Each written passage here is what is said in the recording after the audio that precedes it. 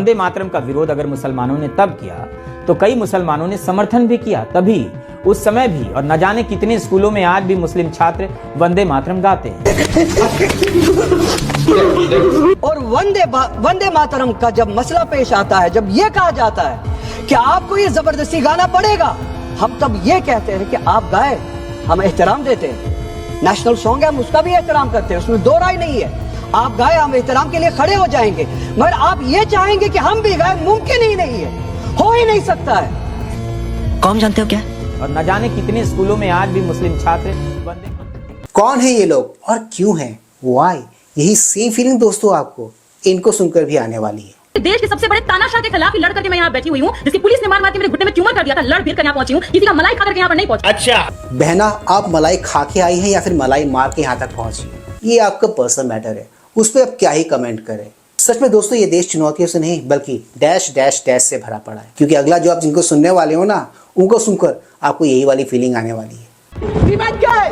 अगर बांग्ला बोलने से किसी को बांग्लादेशी प्रूफ करके बांग्लादेश में भेजना चाहे तो बीजेपी को भी हिंदी उर्दू बोलने के लिए पाकिस्तानी बना के पाकिस्तान में भेजो।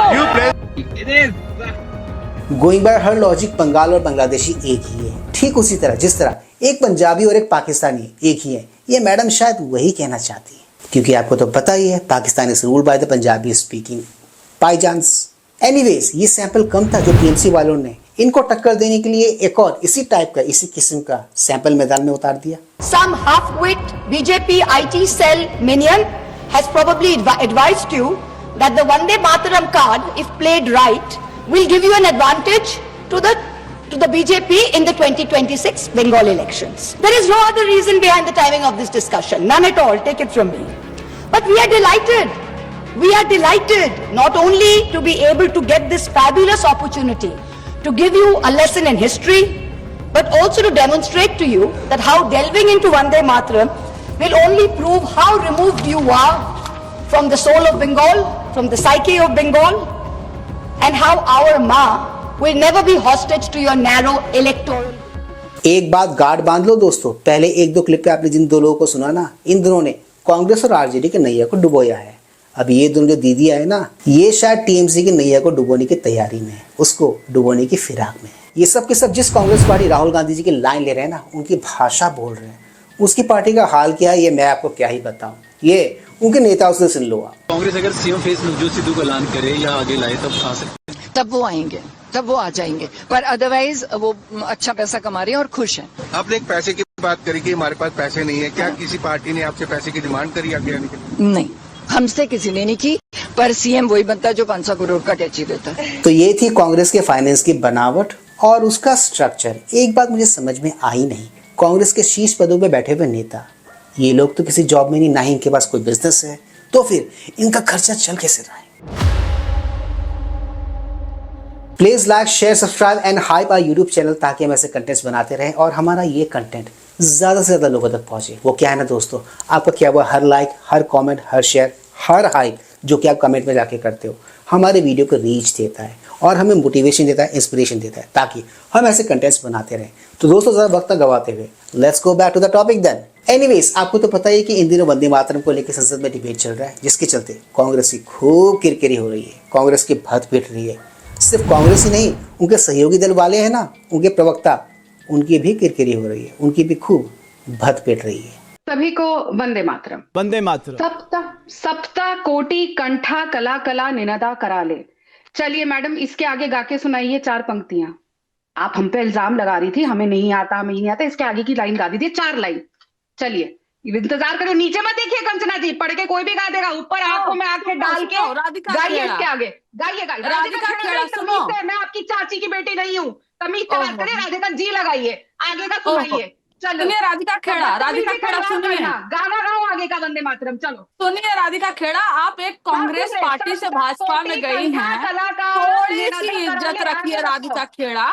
सुनिए राधिका खेड़ा, आपसे सर्टिफिकेट नहीं लेंगे हम, और ना सुनो, हमारे बाप दादा, हमारे परिवार के लोग शहीद हो रहे थे, तो तुम कौन हो भाई सर्टिफिकेट देने वाली राधिका खेड़ा? और तुम्हारे जैसे लोग ना, तुम्हारे जैसे तमाम लोग लोग जो है ये आज जो झुंड में चल रहे हैं ना, लोगों को देशभक्ति का प्रमाण पत्र बांट रहे हैं। आज पता है, तो अगर प्रधानमंत्री नरेंद्र मोदी जी तब होते ना, इसको म्यूट करेंगे इस बदतमीज औरत को। मोदी है तो लेकिन एक मिनट राधिका जी अब मैं अपनी बात कंप्लीट कर दूं अगर आप इनको म्यूट हाँ प्लीज बोलिए राधिका जी बोलिए। धन्यवाद। अब देखिए ना कितनी कुंठा, कितना नफरत भरी है रजत के प्रवक्ता में वंदे मातरम से। बहुत चीजें उन्होंने मेरे नेता के लिए बोली, मेरे देश के प्रधानमंत्री के लिए बोली, आरएसएस के लिए बोली। मैं शांति से सुनती रही ना, मैंने इन पे एक भी व्यक्तिगत टिप्पणी करी। मैंने बस इनको एक छोटी सी गुजारिश करी आपके शो पे कि इस लाइन के बाद 4 लाइन वंदे मातरम की गा दीजिए।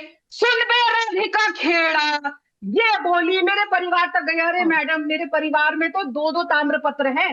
मेरे परिवार वाले तो 15-15 साल जेल में रह के आए हैं। मेरे परिवार पे इस इंटायर क्लिप में, इस इंटायर डिबेट में राधिका खेड़ा ने मल्टीपल टाइम्स कंचना यादव को कहा कि 2 लाइन गा के सुना दो वंदे मातरम के, बट मैडम गा नहीं पाई। बगले झांक रही थी, मोबाइल झांकने की कोशिश कर रही थी, वो भी ऑन कैमरा, और राधिका खेड़ा ने ये पकड़ लिया, जैसा कि हमने ये होता हुआ देखा इस क्लिप में, राइट। ये तो हाल है इनके। और ये लोग बात करते हैं संविधान बचाने की, देश बचाने की, जिनको राष्ट्रीय गीत के 2 लाइन नहीं आते। जहाँ कांग्रेस के ज्यादातर सहयोगी दल ये वाली सोच रखते हैं, तो वहीं कुछ दल, उनके जो नेता है ना, वो लोग ऐसे हैं जो ऐसी सोच नहीं रखते हैं। राज के सबसे काले जेलों में भी जहां कैदियों पर अमानवीय अत्याचार होते थे, क्रांतिकारी बार बार वंदे मातरम बोलते थे।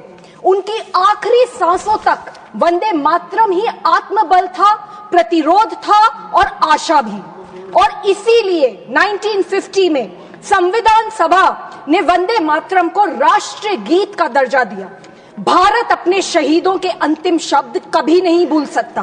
आज भी भारत के बच्चों की पहली देशभक्ति की धुन वंदे मातरम है।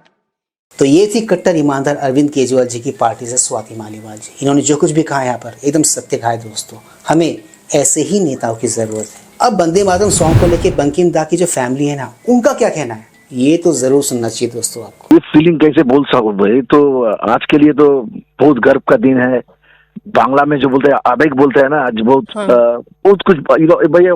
एक्चुअली उनका तो कोई सम्मान, बंकिम बाबू का तो कोई सम्मान नहीं मिला है ना। ये तो खराब लगने का दिन है। खराब तो लग रही है। कोई पॉलिटिकल पार्टी भी सम्मान नहीं करता है, आम पब्लिक भी सम्मान नहीं करता है। अभी का जो पब्लिक है, बच्चा है, जो हमारा जो नेक्स्ट जनरेशन है जो आएगा, वो तो बंकिम बाबू को पहचानेगा ही नहीं। क्यों ऐसा आपको लगता है कि इसके पीछे कौन है, मतलब कौन जिम्मेदार है? हम लोग सब जिम्मेदार है। कोई पॉलिटिकल पार्टी खाली वंदे मातरम बोल के चिल्लाता है, लेकिन वंदे मातरम क्या है क्या नहीं है इसका पार्लियामेंट में जनगण मन होता है। बंकिम बाबू का जब वंदे मातरम होता है तो इंस्ट्रूमेंटली होता है, उसको तो वॉइस में होना चाहिए। तो पूरा गाना भी बजता नहीं है। ये तो शुरू किए थे मिस्टर जवाहरलाल नेहरू ने, अभी तो वही चल रहा है। अभी तो सेंट्रल गवर्नमेंट जो कर रहा है, तब भी कुछ आदमी का याद पड़ रहा है कि बंकिम बाबू कौन है, वंदे मातरम कौन लिखा है, ये भी आदमी का पास पहुंच रहा है। तो अभी जो सेंट्रल गवर्नमेंट का जो रुख है, जो ऐसा डिस्कशन हो रहा है 150th ईयर में, इसमें आप खुश हैं? जरूर खुश है, जरूर खुश है। तो सुन लिया ना दोस्तों, ये थी कांग्रेस की हकीकत, ये थी कांग्रेस की असलियत। इन्होंने बंकिम दा को कैसे ट्रीट किया, वंदे मातरम सॉन्ग को कैसे ट्रीट किया, क्या जरूरत थी उनको 2 स्टैंजा निकालने की उसमें से। आप समझ गए आप? इन शॉर्ट, इन 2 स्टैंजास को निकाल के वो लोग किसी को अपीस करने की कोशिश कर रहे थे। ये किसी कौन है? ये वही लोग हैं दोस्तों जिन्होंने धर्म के आधार पर, मजहब के आधार पर ऑलरेडी अपने लिए एक अलग मुल्क ले लिया था। इतना सब कुछ हो जाने के बाद भी still the appeasement continues, and that's Congress party and Congress and Rahul Gandhi in a nutshell. और आयरनी देखो दोस्तों, ये लोग बात करते हैं संविधान बचाने की, संविधान खतरे में होने की, है ना। ये सबसे बड़ा जोक। कैसे कर लेते हैं ये लोग इतना सारा मजाक, इस किस्म का मजाक, इस तरह का मजाक। तो दोस्तों आज के इस मजेदार वीडियो में सिर्फ इतना ही। मैं मिलूंगा आप सबके साथ अपने अगले वीडियो में। And yes, do not forget to like share subscribe YouTube channel. इससे हमें शक्ति मिलती है, इससे हमें ताकत मिलती है और इससे हमें मोटिवेशन मिलती है। कीप स्माइलिंग दोस्तों।